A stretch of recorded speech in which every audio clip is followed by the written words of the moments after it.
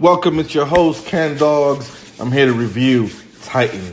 Oh man, this season, this show, everything about this is just amazing. So I did episode 1, I'm doing episode 2 right now. It's called Review Hawk and Dove. For those who don't know, Titans is kind of like Teen Titans, but this is more of an adult version from the DC Comics. It has Robin, it has a whole bunch of different characters that you should kind of familiarize yourself with about the show. So if you've ever seen Teen Titans before, you will know that most of the characters are going to be in the show. But this episode is about Hawk and Dove. Basically, in this hour, they raise the stakes from the last episode, right? You know that there's some intriguing backstories introduced about Robin and about Dove and about Hawk, and seems like there was like a triangle relationship going on there. I don't really know if the timeline kind of fits with Hank being with Dawn at the same time that Robin was with Dawn, but it could be that it was just maybe they broke up. They didn't really explain it too much, but we know that there was a part in time when Hank and Dawn were probably separated or had some issues with their relationship, and Robin came in and gave her the nookie. But anyway, I ride and die for Robin. Like I feel like this character Robin is the boy Robin, the boy wonder is taken out of that situation, and now he's a full-blown man, and you can see now why he's so scared. Where when they do the flashbacks, you could tell that Robin was the boy wonder. He was more childish. He had this hope to him and was trying to fight the bad guys, right? He's doing this with Hawk and Dove, and you could tell she already had a little something for him. So that's why I say that I'm not sure when that situation happened.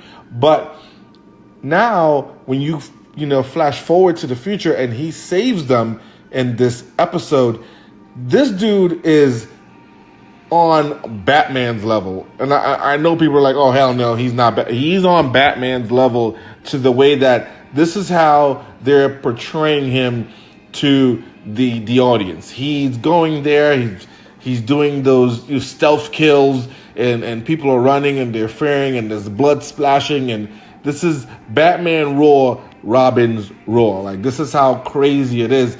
And you see that in this triangle love relationship, Hank and Dawn, Hawk and Dove, basically are trying to fix their relationship. Hank has some freaking personal issues and problems, mental issues, I would say. He looks like the kind of guy that he's addicted to something. Maybe addicted to fighting, maybe addicted to something else, but his body has taken a toll on through fighting.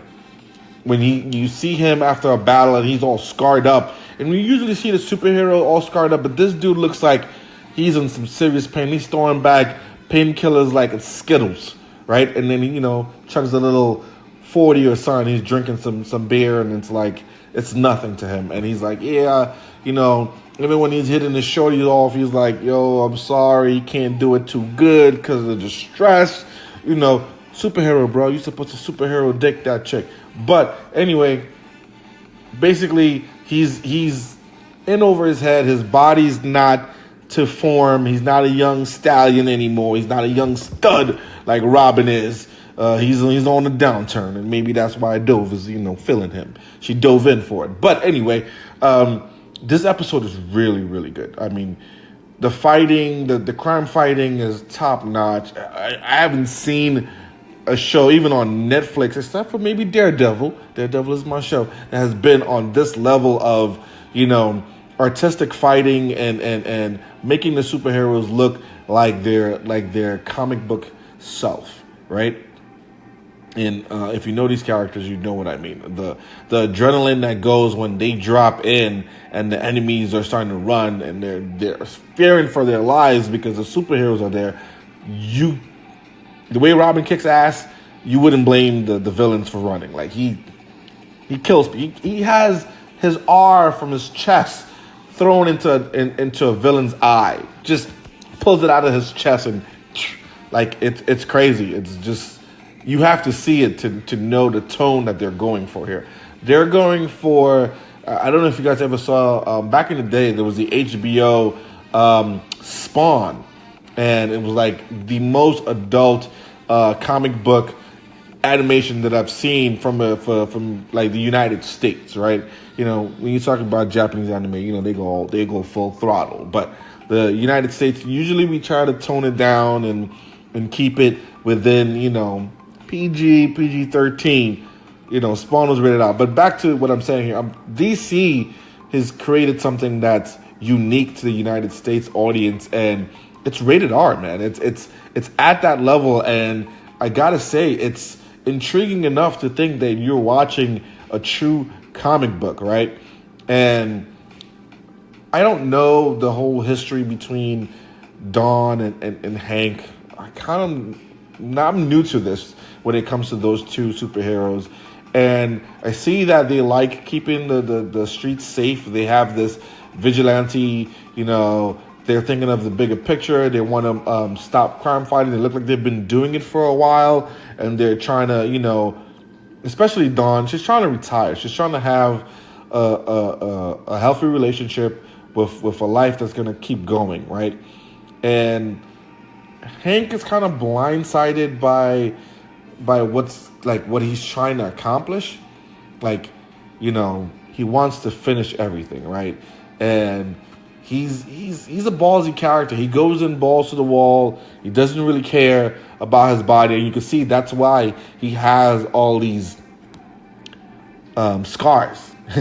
And it's crazy because they keep calling he's called Dick Gracie, but they keep calling him Dick, right? And I'm like, dude, like, is that because of your name, or is it that's your character? Like, because Robin is a real dick in this show, so it's kind of a double-edged sword for him, I guess. There's, you know, a wedge between Hank and Dick, you know, and it's because he knows Robin penetrated his girl. Okay, so he has some resentments and feelings towards Robin for that, and it doesn't look like, for someone who's so aggressive, it doesn't look like he blames Robin completely, because he would have tried to put Robin on his ass, and he looks like he's more upset that he did something to let that go the way, like a scorned lover kind of situation, right? So I don't know. It's crazy, but, you know, the boy Wonder be doing this thing there, so that's how it is, right? Robin, although he's proving to be a grown-up character, makes some stupid decisions, right? He's still making stupid decisions. He calls Alfred for a handout, and usually, you know, kids, when they get into trouble, what do? They call their pops, they call their parents, their mom, or their uncle. Hey, can you give me a handout? And that's what he does. He calls for a handout to kind of push Rachel off to to Hank and Dawn, and that kind of seems childish to me. And I know he says that he's a different person, he can't do good with kids, but in this episode, it gives him that childish where it's like, dude, you're an adult. You should be making an adult decision. You don't just take a kid and push them off to someone else that you could tell are having relationship problems, and they're superheroes like you. They are fighting villains. So what makes you think that they will be better off? And that's the question, right? What makes Robin think that someone will be better off taking care of someone he cares about than him? Like, what has he really done to get to that point? What made Robin really change? I know he has a beef with Batman, but we don't really know, like, exactly what that is. Like, what made them? There had to be some really falling out. He must have done something really, really crazy to really turn against Batman, and that's kind of what the show is trying to convey. So there's a lot of adult language in this stuff. There's some love making scenes. So if you're a parent and want to make your kids watch this, gotta check the age limit. Gotta know what you're getting yourself into. Hey, but if you don't care, who gives a fuck, right? Just let them watch it.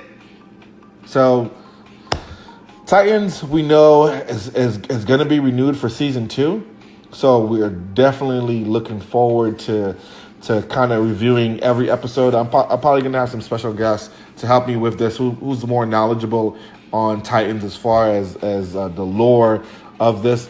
But at the end, there's a really, really good fighting scene between the heroes and the villains. And I don't want to give too much spoilers. I just want to let you know that this episode 2 is really, really good.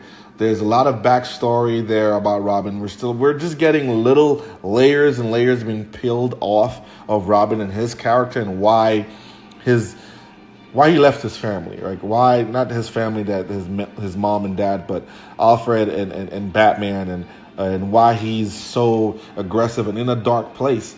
And Rachel even tells him, like, sometimes you gotta let the dark out, dude. You gotta, you can't just bottle that down, and that's kind of probably why you are the way you are. And there's a death in this episode. It is Dawn.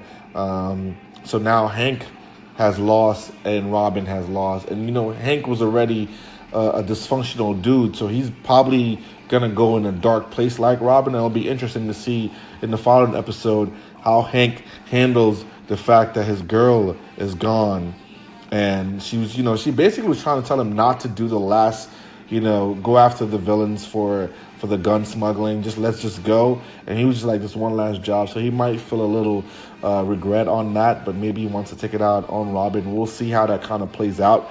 But this episode, the fighting sequences, the adult humor, everything about it just continues, and it just ramps up because now we know that there's someone out there trying to get Rachel back. We don't know why. They send a freaking family from the suburbs, and these people are injecting steroids into themselves, and they're like bionicle mom and dad from, hella fuck, I don't know, wherever they're from, and they bring the 2 kids, and they're like kicking ass, and they kick Robin's ass, Hawk's ass, Dawn's ass, they kill her ass, and I'm just keeping the humor and the language to show you how the show is. There's a lot of ass kicking and a lot of vulgar and a lot of language in that. So the episode, I give it a 4.5 out of 5. The only thing I wanted was, it took a little while to get to the backstory, trying to figure out what was the whole story between Robin, and it played off pretty good. It escalated really good, and the end was really good. So 4.5 out of 5. Definitely get to watch the show. If you know anyone that likes comics and maybe they don't want to stream this and pay another, listen, I don't know how you're going to get to watch this, but find a way. This is the best, apart from Daredevil, the best comic book show out right now. And DC's doing a hell of a job of going dark and making this worth watching. To all the fans out there, hit me up at Hood News Media. If this review sucks, you don't like what I'm talking about, just let me know. I'll change the format or something. Put some stuff in there, make it better for you guys. Hit me up on Facebook, Twitter. Look forward to Bodega Sports. We do that. We do Walking Dead and a whole bunch of other shows. Just listen to the podcast and just search in your social sites and you'll find us. We're out there. All right, peace.